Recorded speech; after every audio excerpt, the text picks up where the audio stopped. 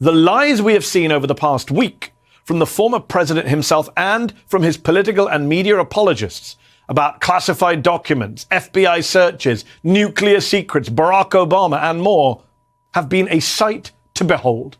Let's start with Trump's own statement from Monday evening, which announced to the world that the FBI had been at his property and which was filled with lies big and small.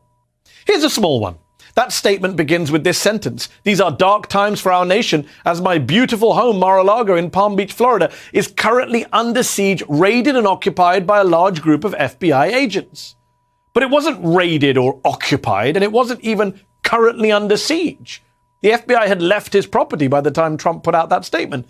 And Trump must have known that because, according to his own lawyer, he was watching the search going on in his Florida resort in real time on closed-circuit TV while sitting in his New Jersey resort.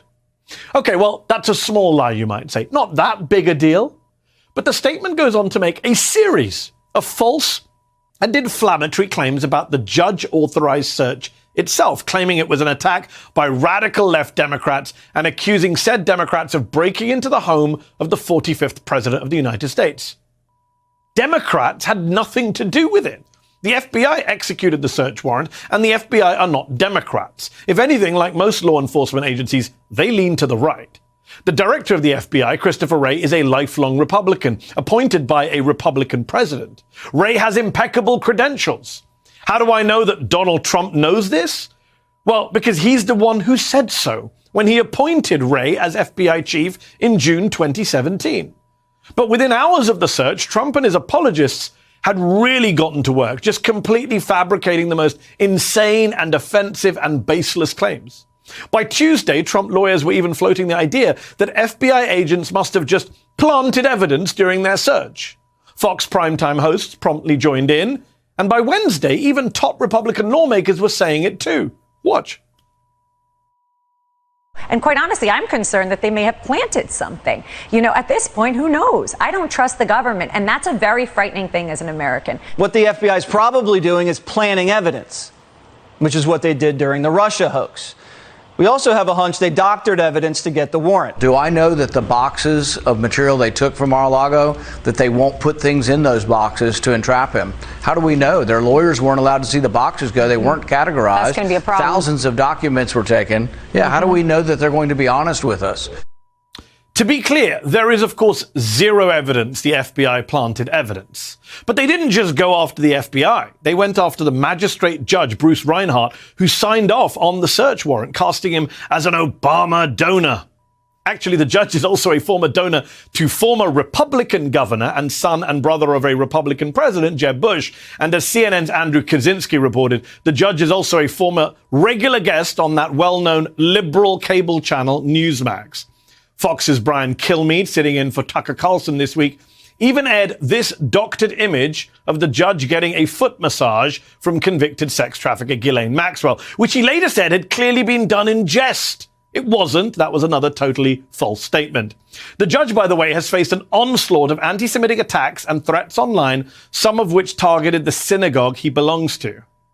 Never take the GOP seriously again on the subjects of law enforcement or anti-Semitism.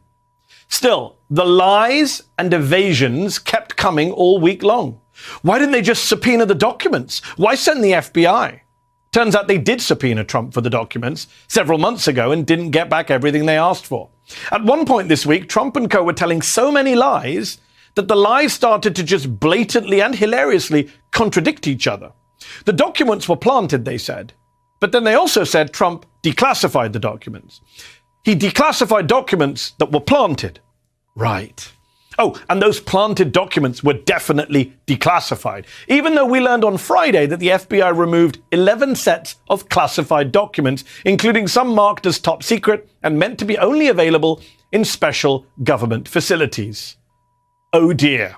So then came the next nonsensical defense from Trumpworld.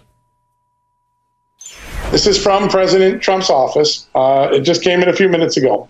As we can all relate to, everyone ends up having to bring home their work from time to time. American presidents are no different.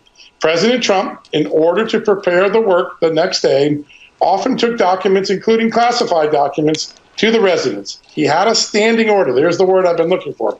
That documents removed from the Oval Office and taken to the residence were deemed to be declassified the moment he removed them. Well, for a start, where's the standing order? The experts say it has to be written down. Where is it? Oh, and it's not just true, it's just not true. It is just not true to claim the president can declassify whatever he likes. Nope. According to the Atomic Energy Acts of 1946 and 1954, anything related to the production or use of nuclear weapons and nuclear power is inherently classified. And it emerged Thursday via a Washington Post scoop that classified documents relating to nuclear weapons were among the items FBI agents sought in their search of Mar-a-Lago. So, what next? Well, whataboutism? What about Hillary Clinton? What about Barack Obama? There was Eric Trump, son of the former president, who invoked Benghazi on opening night, on Monday night. And going back to Hillary, there's a whole lot of other things. How about the Benghazi scandals? How about the Clinton Foundation? I mean, how many, shady oligarchs from Russia were contributing to that? How about Uranium One? You want to talk about, scandals that were never investigated, never vetted?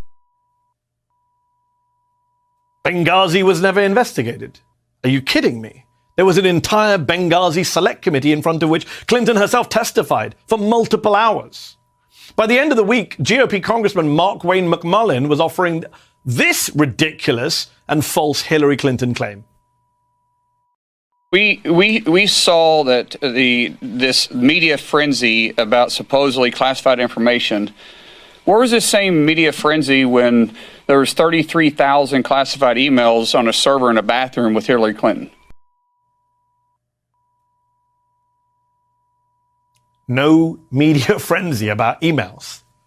Was he asleep all of 2016? Did he miss the part where Hillary's emails cost her the presidential election that year? But of course, Trump had the best Clinton lie of all in his very first statement on Monday. He dusted off an old classic, an insane classic. Hillary Clinton was allowed to delete and acid wash 33,000 emails after they were subpoenaed by Congress. How do you acid wash an email? As my colleague Ben Collins pointed out that night, in reality, an IT guy used an app called BleachBit. For Trump, that became she poured literal acid on the emails. But again, by the next day, he had a Fox primetime host repeating this deranged and dumb lie to millions. Hillary smashed iPhones with hammers and poured acid over 30,000 emails under subpoena.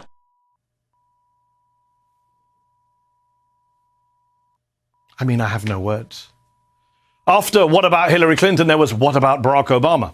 President Barack Hussein Obama kept 33 million pages of documents, much of them classified, Trump said in a statement on Friday morning. How many of them pertain to nuclear? Word is, lots. Word is, lots. No, word is, Donald Trump lies a lot and is also quite racist. Notice the use of Hussein Obama there. What Trump said there about Obama was a straight-up lie, debunked within hours by the National Archives and Records Administration, NARA, which put out a statement saying they maintain, quote, exclusive legal and physical custody of Obama's presidential records, 30 million pages of unclassified records, by the way, which they said they moved to the Chicago area, not Obama. And yet the discredited Obama lie has been repeated again and again by Trump and by Trumpworld since Friday afternoon. They have no shame and no problem endlessly humiliating themselves on behalf of Trump. At the start of the week, they were literally comparing the former president's retention of classified documents at Mar-a-Lago to a person with an overdue library book. It was a trivial thing. These were newspaper clippings, personal letters and the like.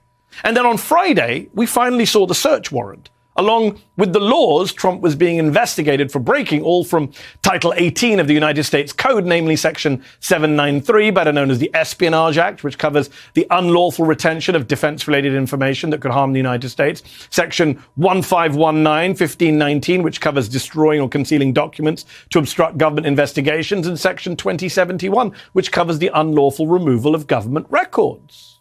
Serious crimes, serious statutes, and as Charlie Savage of the New York Times reported on Friday, declassification, if it happened, isn't even a defense. Because notably, none of those laws turn on whether information was deemed to be unclassified. I don't know whether Donald Trump ends up getting indicted. What I do know is that Donald Trump is in trouble, big trouble.